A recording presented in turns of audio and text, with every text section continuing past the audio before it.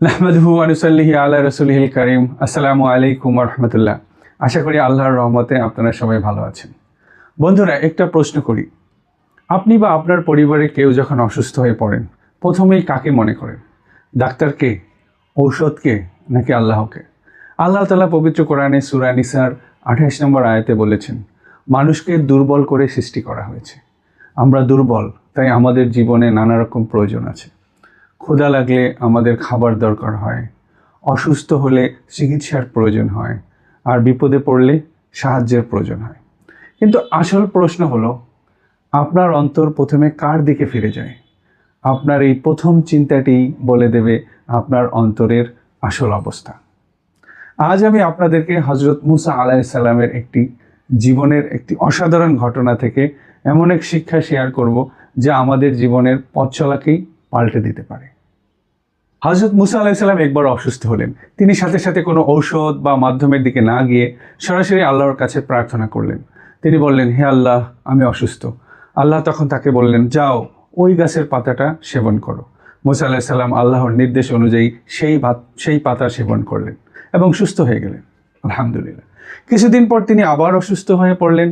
এবার তিনি কোনো দোয়া না করে সরাসরি সেই একই গাছের পাতার কাছে গিয়ে সেই পাতা সেবন করলেন। তিনি সেই পাতা খেলেন, কিন্তু সুস্থ হলেন না। তখন তিনি আল্লাহর কাছে বললেন, হে আল্লাহ, আগের বার তো এই পাতায় শেফা ছিল, এবার হলো না কেন? আল্লাহ সুবহানাহু ওয়া তাআলা উত্তর দিলেন, প্রথমবার তুমি আমার কাছে ফিরে এসেছিলে, তাই আমি তোমাকে শিফা দিয়েছিলাম ওই পাতার মাধ্যমে।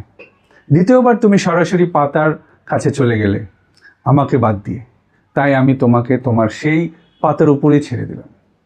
বন্ধুরা, এই ঘটনা থেকে আমরা কি শিখতে পারি? চিকিৎসা করানো খারাপ নয়, চাকরি চেষ্টা করাও খারাপ নয়, ব্যবসার জন্য কৌশল নেওয়া শেখাও খারাপ নয়। ইসলাম কখনোই আমাদেরকে চেষ্টা বা মাধ্যম গ্রহণ করতে নিষেধ করে না। কিন্তু সব কিছুর আগে আমাদের হৃদয় যেন প্রথমে আল্লাহর দিকে ফিরে যায়। কারণ শেফা, রিজিক, সাফল্য, এর কার্যকারিতা এসব আসে সরাসরি আল্লাহর কাছ থেকে। আর আসবাব বা মাধ্যমগুলো যেমন ঔষধ, চাকরি খোঁজা, ব্যবসায়ের কৌশল কেবলই উপায় বা মাধ্যম। যদি আল্লাহর অনুমতি বা রহমত না থাকে, তাহলে কোনো আসবাব বা মাধ্যমই কাজে করবে না। তাহলে প্রতিজ্ঞা করুন, যে কোনো প্রয়োজনে প্রথমে আল্লাহর কাছে ফিরে যাবেন, তারপর আল্লাহর দেওয়া মাধ্যমগুলো ব্যবহার করবেন। মনে রাখবেন, মিনস আর ডেড উইদাউট আল্লাহ, অর্থাৎ আসবাব বা মাধ্যমগুলো নিস্তেজ বা মৃত। যদি আল্লাহর অনুমতি বা রহমত না থাকে, পৃথিবীর সব কিছু আল্লাহর ইচ্ছার উপর নির্ভরশীল। আজকের পর থেকে আমাদের হৃদয়ের প্রথম ডাক হবে, হে আল্লাহ, আমাদেরকে সাহায্য করো, আমাদের সাহায্য দরকার। জীবনের কঠিন মুহূর্তে আল্লাহর সাহায্য লাভের জন্য কোরআন ও সুন্নাহ থেকে বেছে নেওয়া কিছু গুরুত্বপূর্ণ দোয়া ও আমল এখানে উপস্থাপনা করা হলো। এই দোয়াগুলো পড়ার মাধ্যমে মুমিনরা আল্লাহর কাছে সাহায্য, রিজিক বৃদ্ধি, সংকট মোচন এবং সুরক্ষা প্রার্থনা করতে পারেন। ইউনূস আলাইহিস সালামের দোয়া। বিপদের চূড়ান্ত মুহূর্তে এই দোয়া যা পড়ে নবী ইউনূস আলাইহিস সালাম মাছের পেট থেকে মুক্তি পেয়েছিলেন। এটি বিপদের সময় আল্লাহর কাছে আত্মসমর্পণের সর্বোত্তম উপায়। লা ইলাহা ইল্লা আনতা সুবহানাকা ইন্নী কুনতু মিনাজ জালিমিন, অর্থাৎ তুমি ছাড়া কোনো ইলাহ নেই, তুমি পরিপূর্ণ পবিত্র, আমি অবশ্যই অন্যায়কারী ছিলাম। রাসূলুল্লাহ সাল্লাল্লাহু আলাইহি ওয়াসাল্লাম বলেছেন, এই দোয়া পড়লে আল্লাহ সংকট ও দুঃখ দূর করে। তিরমিজি 3505 নম্বর হাদিস। ইস্তেগফারের দোয়া, সব সংকট থেকে মুক্তির পথ। যে ব্যক্তি নিয়মিত এই ইস্তেগফার পাঠ করবে, আল্লাহ তাআলা তার জন্য সব সংকট থেকে মুক্তির পথ খুঁজে দিবেন এবং অপ্রত্যাশিত উৎস থেকে রিজিকের ব্যবস্থা করবেন। আস্তাগফিরুল্লাহিল্লাযী লা ইলাহা ইল্লা হুয়াল হাইয়ুল কাইয়ুম ওয়া আতুবু ইলাইহি, অর্থাৎ আমি সেই আল্লাহর কাছে ক্ষমা প্রার্থনা করছি, যিনি ছাড়া আর কোনো ইলাহ নেই, যিনি চিরঞ্জীব ও চিরন্তন, এবং আমি তার দিকেই প্রত্যাবর্তন করছি।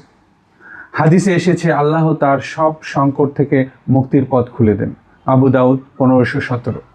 পড়ার সময় ফজরের নামাজের পর 100 বার পড়তে পারলে খুবই ভালো। মুসিবতে পড়ে গেলে যে দোয়া পড়বেন। কোনো কঠিন মুসিবতে পড়লে এই দোয়াটি ধৈর্য ধারণ করে এবং আল্লাহর সাহায্যের জন্য খুবই কার্যকর। ইন্না লিল্লাহি ওয়া ইন্না ইলাইহি রাজিউন আল্লাহুম্মা আজিরনি ফি মুসিবাতি, অর্থ হে আল্লাহ আমাকে মুসিবতে সওয়াব দান করো এবং এর বিনিময়ে এর চেয়ে উত্তম বস্তু দান করো। এই দোয়া পড়লে আল্লাহ তাআলা উত্তম বিনিময় দান করেন। সহিহ মুসলিম 918 নম্বর হাদিস। সর্বশেষ শত্রুর কবল থেকে রক্ষার দোয়া। যখন হজরত ইব্রাহিম আলাইহিস সালামকে আগুনে নিক্ষেপ করা হয়েছিল তখন তিনি এই দোয়াটি পড়েছিলেন। এটি শত্রুর ভয় থেকে বাঁচার জন্য আল্লাহর উপর পূর্ণ ভরসার ঘোষণা। হাসবুনাল্লাহি ওয়া নি'মাল ওয়াকিল, অর্থ আল্লাহ তাআলাই আমাদের জন্য যথেষ্ট, তিনি উত্তম কর্মবিধায়ক। সো বন্ধুরা, এই দোয়াগুলো আপনারা যত বেশি সম্ভব দোয়াগুলো পড়বেন এবং আল্লাহ তাআলার কাছে সাহায্য প্রার্থনা করবেন।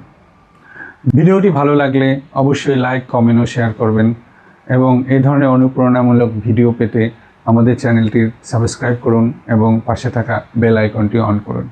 দেখা হবে নতুন কোনো ভিডিওতে, এবং ততক্ষণ আপনারা সুস্থ থাকুন, ভালো থাকুন এবং সর্বদা সবসময় আল্লাহ তাআলার কাছে সাহায্য প্রার্থনা করুন।